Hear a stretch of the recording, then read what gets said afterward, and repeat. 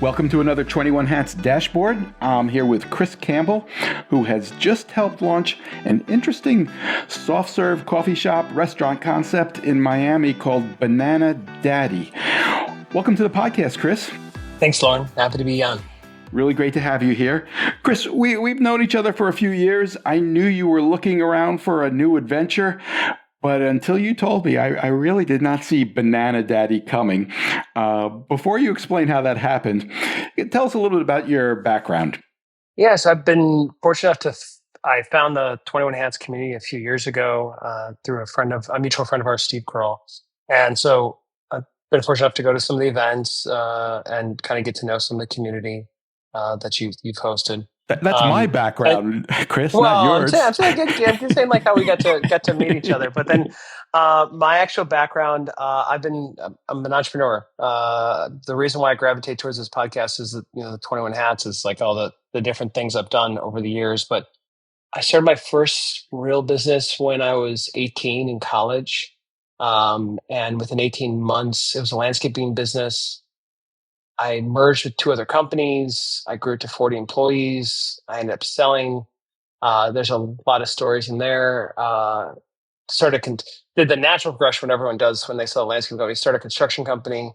I had a marketing agency for many years. I ran an e-commerce business that sold Amish-made patio furniture online. Not a great business to sell really heavy furniture online. And then my more recent businesses was called Review Trackers, which helped small businesses like many of the 21 Hats listeners track and manage online reviews and customer feedback. So I started that about 15-ish years ago, and I grew it from basically zero to 200,000 businesses in 100 countries use the software, and sold that about 3-ish years ago, and I've kind of been looking for my next project. And as you kind of allude to, I think everyone is equally surprised, including myself, that Banana Daddy is my next project. But I'll let you dive in there. So. Yeah, I thought you were going to buy a business. I think you thought you were going to buy a business, but you decided to start one, a restaurant. How'd that happen? It's a disease, Lauren. I can't help myself starting businesses.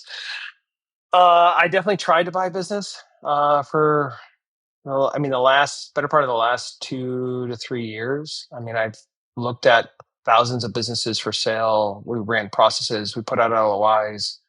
We aggressively tried to buy stuff. But unfortunately, the other businesses I gravitated for, the ones I tried to get into, for one reason or another, just didn't work out. The numbers weren't real. The capital requirements were, misleading in how it's represented. It was just a bunch of great businesses that unfortunately just were not a good fit for us. And I say us, I mean me and my wife, because I consider her my business partner. She's done the last couple of businesses with me, and we do a lot of businesses together and investments, etc. How did I get into Banana Daddy? The short version of the story is a good friend of mine who's a classically trained pastry chef started making banana ice cream during the pandemic. Just like how many people were doing like sourdough starter, he started doing banana ice cream.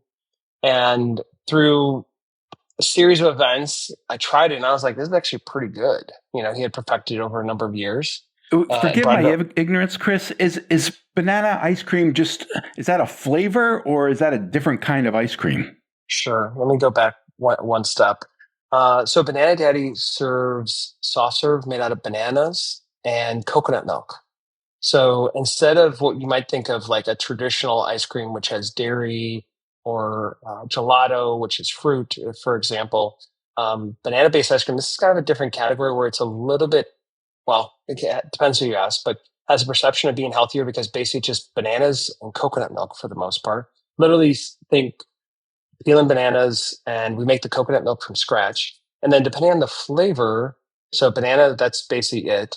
And then if you take like chocolate, for example, we're literally melting down Valrhona 70% dark chocolate bars into the mix. And that's how we get like this dark, rich chocolate in addition. So all our flavors, at least right now, the first 80% of it, if you will, is just bananas and coconut milk. And we put that through a soft serve machine. You can kind of think like, Dairy Queen or McDonald's, like that kind of soft serve. And out comes this delicious soft serve where it has no added sugar. It's literally made with the natural sugars in the banana and the fibers in the banana and the coconut milk from scratch. So it's got a great taste where you don't have that like sugar crash after you might crush a pint of ice cream from your local grocery store. And people also tell me like, oh, I don't feel bloated because there's no dairy, and like there's all sorts of other things we can talk about dietary stuff later that we've kind of learned through this process. So I interrupted you. You were saying that your friend did this during the pandemic. Yeah, so at home he started making banana ice cream out of coconut milk and bananas, and I got to try it at a party, and I was like, this is actually pretty good. And I was looking for a project to do with Tom, who's now a partner in this deal. With all my businesses, I look for great people that I want to work with, and that's how majority of my businesses have operated. I find great partners, and Tom was on my short list of people I'd like to do a project with, and I have a few other people that I'd love to do other projects with. But so we kind of explored a couple different ideas over a series of, honestly, over years. And the banana ice cream was the first one. We were like, I think this one has legs. And he's a young guy as well, so he's looking for, he wants to build something on his own, and he saw this as an opportunity. So he's been leaned in and been a great partner to work with. So when did you first start talking about turning it into a business? How long ago? probably about 2 years ago.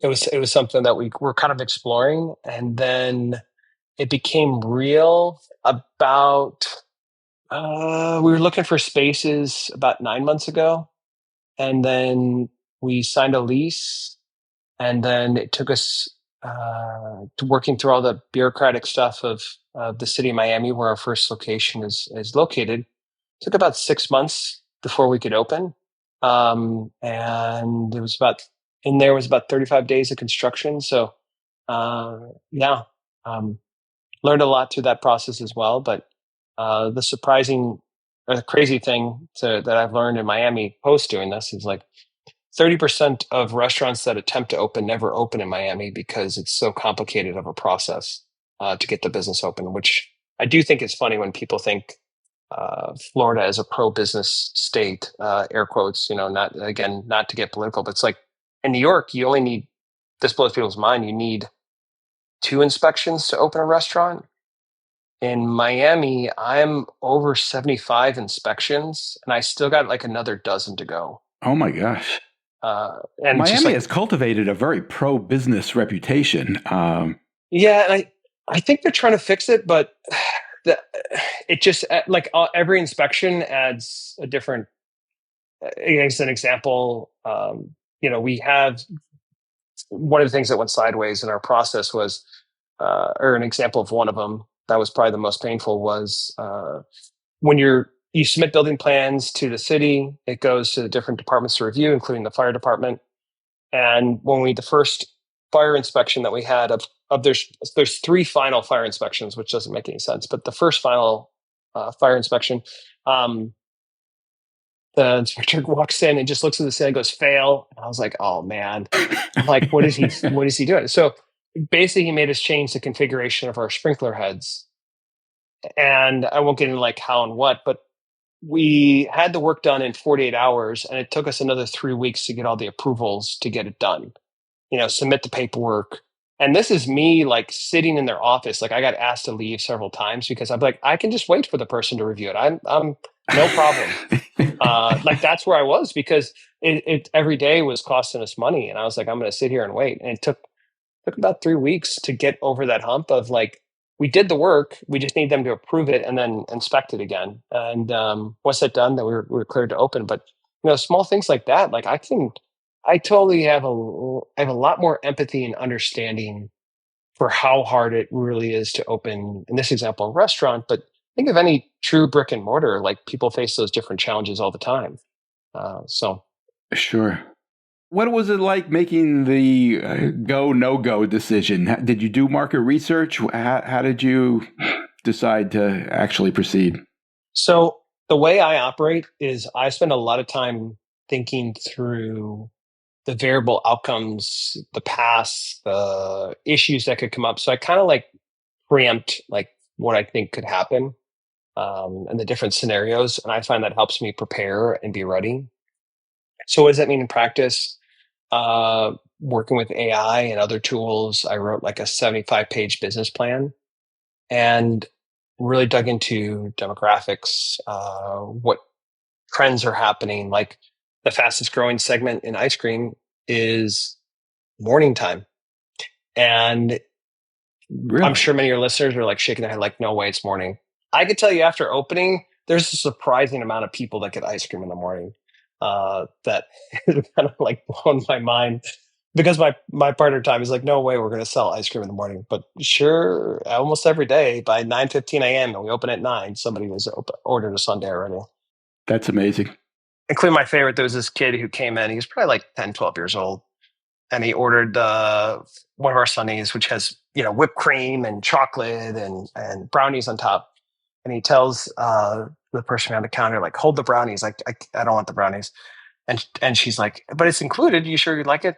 And he just goes, ma'am, it's 9 a.m. I can't have brownies. And I'm like, and both of us are like looking at him like, you're ordering an ice cream sundae with chocolate on it. Like, I think we're past the point of like, do the brownies matter or not? But yeah, it made me laugh. So you did a business plan, but did you do any formal testing of the actual product? We did testing with some, I'll call it the friends and family, just kind of going as we kind of iterated through some of the recipes. And this is before we ended up signing a long-term lease. We had people over to the house and I don't know, 40 or 50 people twice, like going through like some of the flavor combinations to see how it resonated. And we got enough, and it's always hard, like when you're friends, because your friends are always like, oh, it's beautiful. Nobody wants to Sure. say babies are ugly, but like at the end of it, when multiple people are like, can we invest, or like how can I help? Like it struck a different tone, and I don't know, it just became clear to me that it would work. We also did another test where we did a food truck at Art Basel, which is a big one of the big weeks in Miami where there's art collectors come from around the world. Sure. And we have an ice cream truck which is hot pink. It's a lot of fun, and we served I think 1,500 people in 5 days in that truck. And the funny part of the story is we got the food truck delivered about 2 weeks before the event, and like literally like 5 days before we were still learning how to like turn on the lights and things like that. But so we learned a lot. And I don't think I've worked that hard in a long time, Lauren. I'm not gonna lie to you. I think I slept for like Did you work the truck? Oh yeah. It was basically me, my partner Tom, and then our chef Stephanie, and then basically like begging friends and family who want to like pick up a shift essentially. So we like so my chef is starting every day at like 4 a.m. making everything and like trying to keep up with production. And then like I'm working the truck, and it's just I I was pretty tired the week after. I feel like I slept like a week after. But it was a fun learning process. But really at the end of it, I knew we were onto something because we started to get uh, press coverage. We started going viral on social media. Like people are like, "This is actually really good," and I just got enough positive affirmation. Like I expected people to go like, "Oh, this doesn't taste right. I don't like it." That kind of stuff. But it's a lot less than I expected. And people like maybe a better way to say the story is like because we cater to so many dietary restrictions where our products this wouldn't start this way, but we ended up doing this where most of our menu is gluten free, dairy free. We have vegan options. We had so this was a paid event that we were inside of. Like we had to buy a ticket, and multiple people ended up buying a pass so they could come every day. And like we had multiple people that came daily to the truck. It was only for 5 days, but they were like they would finish every night because they knew we were disappearing, and they were like, no, no, this is really good. And I was like those moments that happened where I was like, I think we're actually onto something. And so anyway, it gave me confidence between doing the research, doing the business plan, friends and family tastings, this food truck event. All these things kind of culminated to what I believed was right time, right place, where people are looking for healthier options. In this example, like soft serve or ice cream kind of flavored desserts. And in Miami, at least, there's a heavy land population, and about 50% of Latin people are actually lactose intolerant, whether they admit it or not. So we also knew that there'd be potentially a large demographic there because we have a dairy-free option. So does that answer your question? It does. That's definitely market research. No doubt about that. What's your role in this, Chris? That's a good question because we don't really have titles. We just call everybody partners. So I have, there's 6 of us total on this project, 6 partners, people that I want to do deals with, one of them being my wife. And I guess I'm kind of the glue that holds some of it together. I'm also dabbling in marketing and a lot on the guest facing experience. That's kind of like where my lane is marketing and kind of like the more front of house, as they would say in hospitality. So we opened about the time of this recording about 3 weeks, a little over 3 weeks ago, and this last couple of days was the first couple of days where I have not been there from open to close, and we're open from 9 a.m. till 10 or 11 at night, and literally just trying to make sure that like we're nailing the experience. We're training because we got a brand new staff. We have 25 new people that had not as familiar with the brand, and yes, we did intensive training of multiple days, but Are those 25 full-time employees? Majority of them are, probably 80% of them are. Wow. Yeah, when you're our opening weekend, we served about 1,500 guests. Like you need a couple people to do that, and because our kitchen, we making everything from scratch. Nothing's coming out of a bag. Like most nowadays, like most ice cream shop, bakery, coffee shops, like a lot of things are like mass produced by Cisco, whoever your local food supplier is. We're actually doing everything from scratch. When I say from scratch, I mean like we have a protein shake called Hunky Monkey, which is your traditional like chocolate peanut butter protein shake. We literally buy the nuts from the farm and we grind the nuts ourselves to make the peanut butter. And that's the only dish that has the peanut butter. We're literally grinding peanuts. And I share that as an example to go like, we're pretty far down to like real food in terms of everything we make. So because of that, Lauren, we have a staff of, I don't know, 6 or 7 full-time just baking everything, which is, again, non-traditional for the typical ice cream shop. You started with the ice cream. How did you make the decision to include the other offerings like coffee and the bakery goods? Yeah, so I kind of went down to the process of looking at the cost to operate. So if you think of rent, overhead, marketing expenses, the PR, like just basically everything that's part of the business. I was like, the only way that we can really support this business model is if we really maximize the revenue. So we took a step back and kind of had the question of like, if we were building something that we wanted, what does it look like? And today I can tell you like the majority of our revenue is ice cream. We expected that at the beginning. But what's growing is this coffee program that we started. So we open up in the morning at 9 a.m., which is not necessarily normal for an ice cream shop.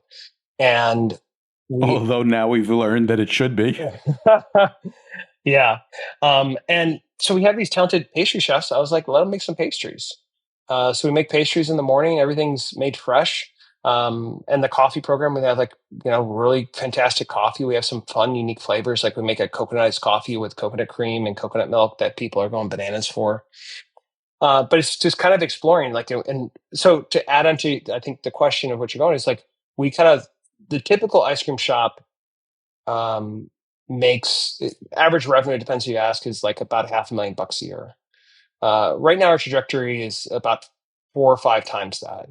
And we're layering in the coffee program, the pastry program. We also have fun merch. We have beach towels, pins, stickers, shirts, tote bag, like, all sorts of stuff.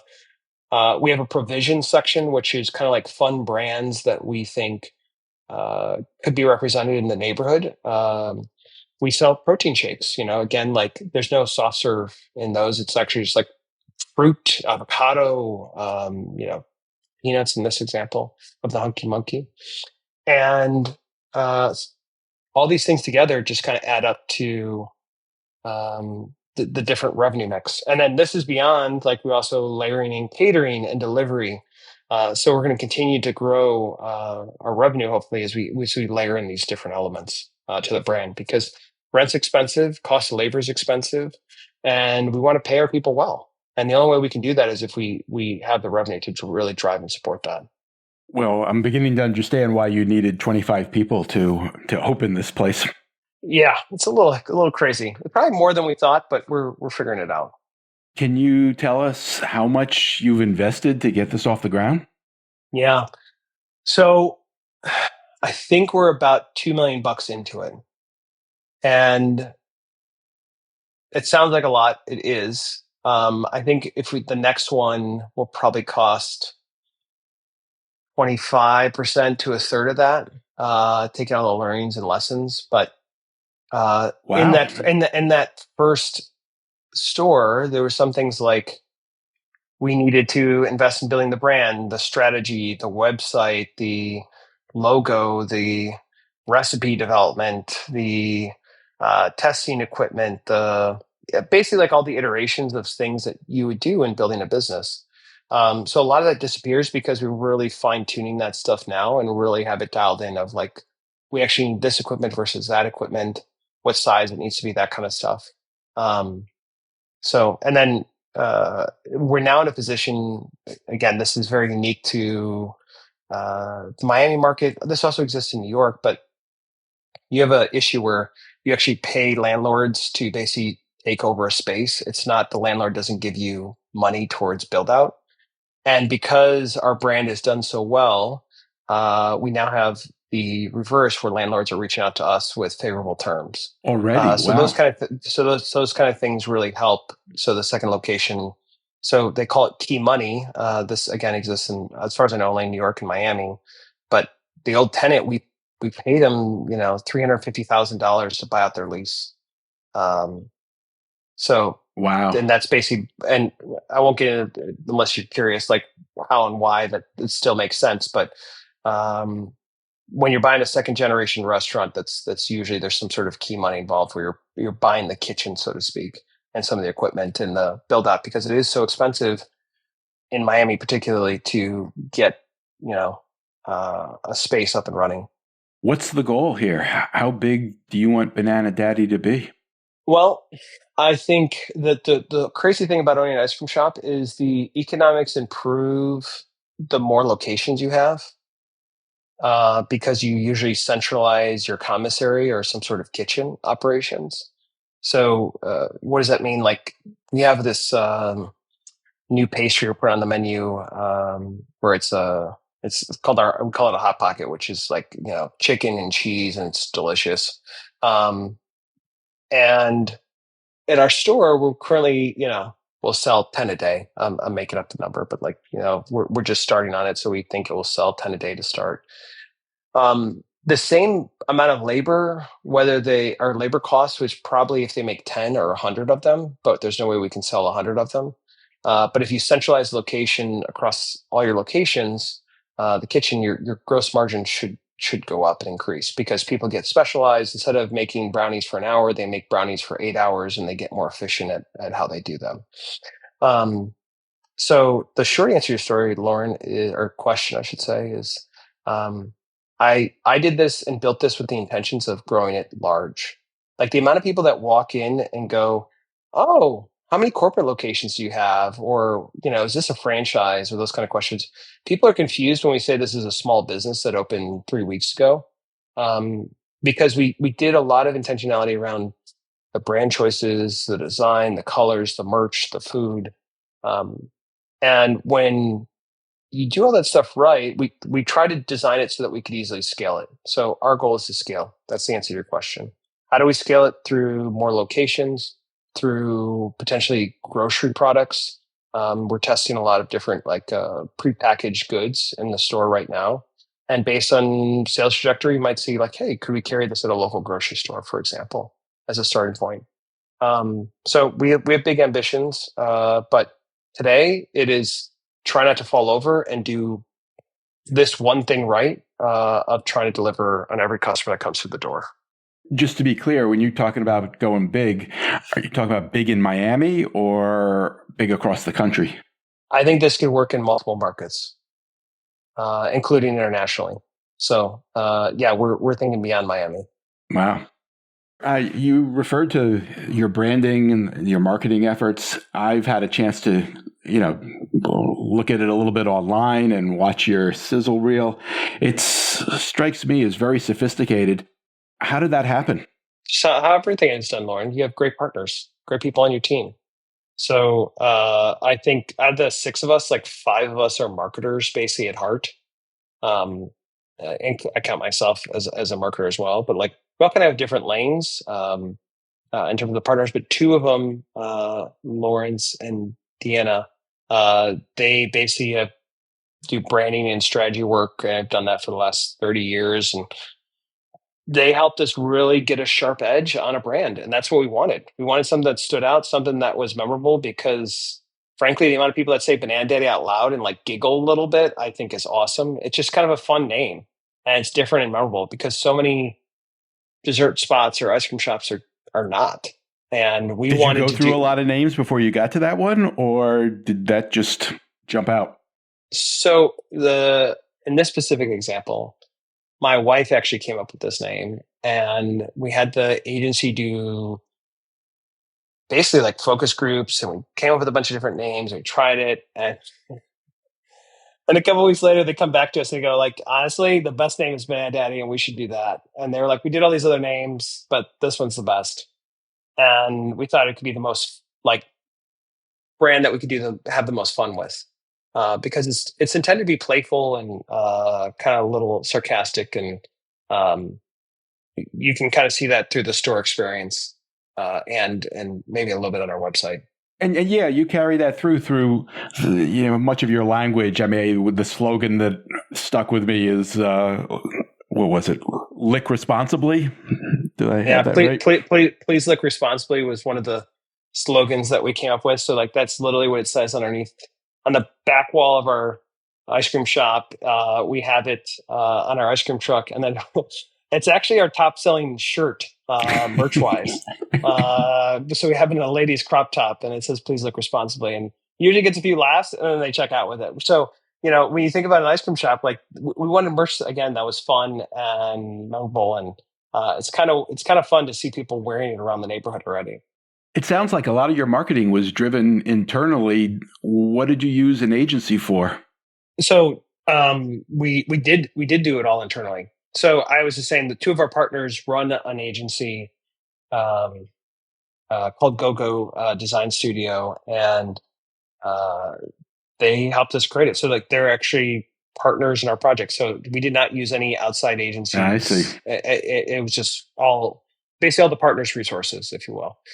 Jordan, who runs 20 Creative, is Tom's wife and another one of our partners, and she does all our social media marketing. So she runs a social agency, and honestly, that's been a big driver of our success as well.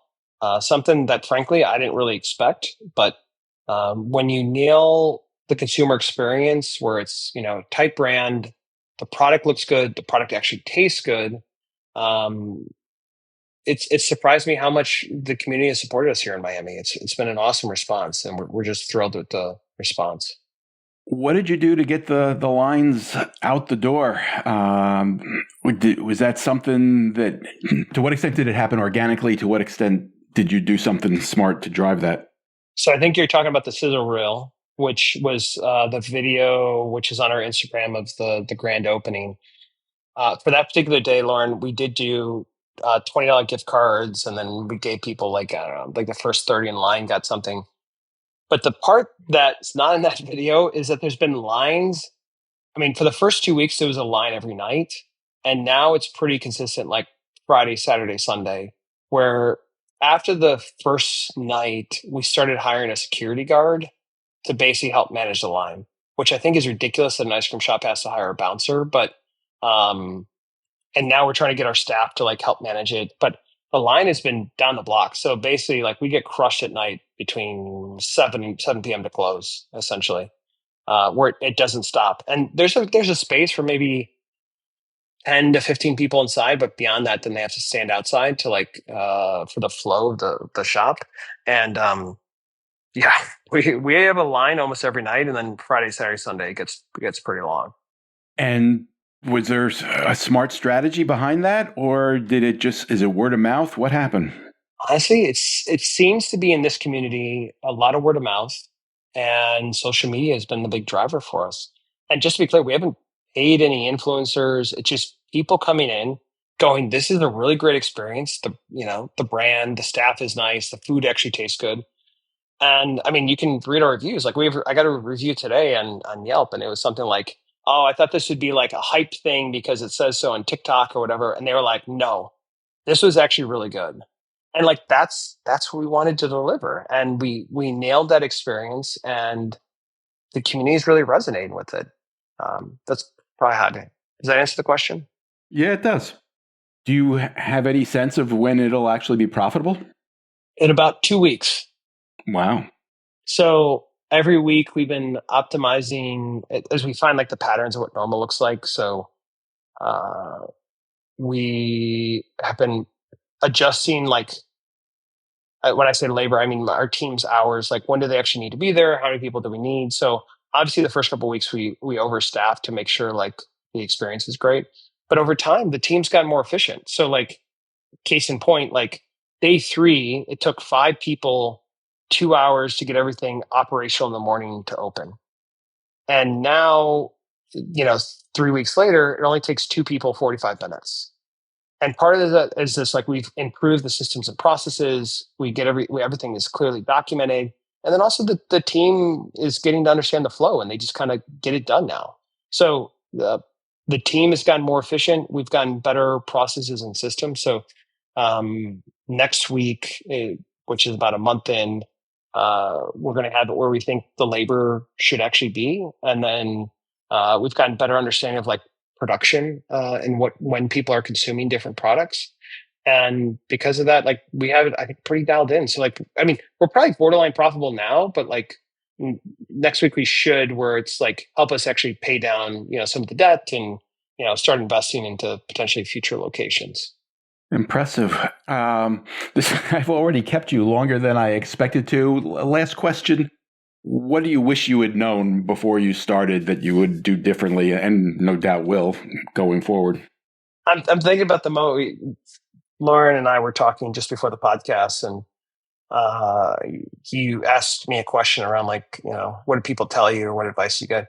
I was like, I don't think I had a single restaurant owner that's had open a restaurant. All of them were like, don't do it. It's a terrible choice. And I think they're mostly right. This is definitely hard. When people are like, what's this like? I'm like, it's like building a house from scratch and trying to open a brand new restaurant or a brand new business. And I say that because like of all the thousands of details in the finishes inside a home, and then a restaurant, you think of all the operational challenges and production and just all the things you need to make the widgets in the business. Um, so things that I learned through the process. I learned that most people hire an owner's rep to help manage the construction of a restaurant, which we did not do. So we were running during construction, which was basically like mid-December through end of January. Uh, we were running almost 3 shifts almost every day, minus Christmas Day and New Year's Day. And I would be at the shop I basically managed the construction process. Because again, like I'm trying to be mindful and make sure we're spending cash as effectively as possible, and making these different decisions. And also, I was trying to speed up our construction. So I pushed our contractor, who was awesome, um, and we were doing like basically 2 or 3 shifts a day most days. So that meant I'd be at the shop from 6 a.m. to 10 midnight, 2 a.m. some days, and just keep doing it. But like they were awesome and helped us plow through so much so quickly to get us open. But that goes back to what I said, which is always have a great partner. What else did I learn? I don't know how normal people could open a restaurant by themselves without a team. There's no way we'd be able to do this without a team. And I always operate with a team because I think like that's how you build great businesses. But good Lord, I have a lot of empathy for like how hard this really is. And I don't know how a normal person could do this, by themselves. There's no way I would have survived without a team, and made it this far. Was it that much harder than usual, do you think, because you're thinking big and this wasn't just one stop that you were going to learn from, and maybe down the road you would open another one, but you were thinking right from the beginning about creating something that could be replicated? I've wondered that. I've kind of asked that question to some other people as well. The honest answer is I'm not sure. But yes, it probably would have been a lot easier if we did not do every single detail. Like if you walked into our place, you'd be like, man, there are hundreds of little details that we just did perfectly. And like my goal was like, if we can get 80% across the board, like we're probably above average. And I'd say like we're probably 99.5%. Like our example being our bathroom, like this is something one of our partners found. Like we have a banana themed bathroom that has like banana wallpaper, and it's got yellow like penny tiles, and the sink is yellow, and like just like everything is perfect. And then one of my partners found a banana disco ball. It looks like a bunch of bananas as a disco ball. And I'm just telling you, like the amount of people that like are like, this is so great, is like unbelievable. And you know, but this is like in the weird things of running a business. I thought for sure, like people like, I don't know, I guess I had low expectations of like the bathroom would get dirty often, etc., like all these kind of things. But like we made the bathrooms like really nice. And as a result, people keep the bathrooms like in really good shape. Like we haven't had any issues. It's like it barely needs to be cleaned through the day because people like are respectful of the space, which I find so refreshing and just kind of different from, you know, when I think of like the average coffee shop, and I'm like, there's, you know, paper towels or whatever all over the floor. That's really interesting. So it's like an interesting experience of human behavior. But what else did I learn? It's a lot of work, but I'm also having a lot of fun. It's fun building businesses, Lauren, and it's a good reminder of how much I really enjoyed it. Like I talk about these crazy long hours in the construction and the opening, and I'm starting to like get some of my life back. Like I went to the gym earlier today, but it's just something special about building a business and seeing the passion and seeing customers that love it. And it's just a lot of fun. And, you know, we have a great team that has made it really easy to just kind of like really enjoy the process. Well, it's also, I think it's your first kind of retail business, and it's a fun product, and that has to play a role in that too, I would think. Yeah, it's been a while since I've done anything in real life, so to speak. And first one in the food services. It's not for the faint of heart, but I think if you hit it right, and you get the right circumstance events, I think of all businesses the same, which is like have a great product, have a good team, and they'll take care of the people. And goodness, what's the third one? Now I'm forgetting like my third one because I say this all the time. This shows I haven't slept at all in like 3 months. Great team, great product, great people. That's basically what it boils down to. And if you can do those three things like 80%, I think you got something above average. So that's what we're trying to do. Chris, I suspect we could talk all day, or at least I could, about this. It's really fascinating. I'm eager to keep in touch and hear how it goes. But for now, Chris Campbell is a partner in Banana Daddy, which is based in Miami. Thanks for taking the time, Chris. Thanks so much. If you guys are ever in Miami, Florida, please look us up and come visit us in Banana Daddy. Our first location is now open in Midtown, and we'd love to see you. And we got fun merch. If you need that Please Lick Responsibly shirt, you can order it online. But thanks so much for having us, Lauren. Really appreciate it. My pleasure. Thanks for listening, everyone.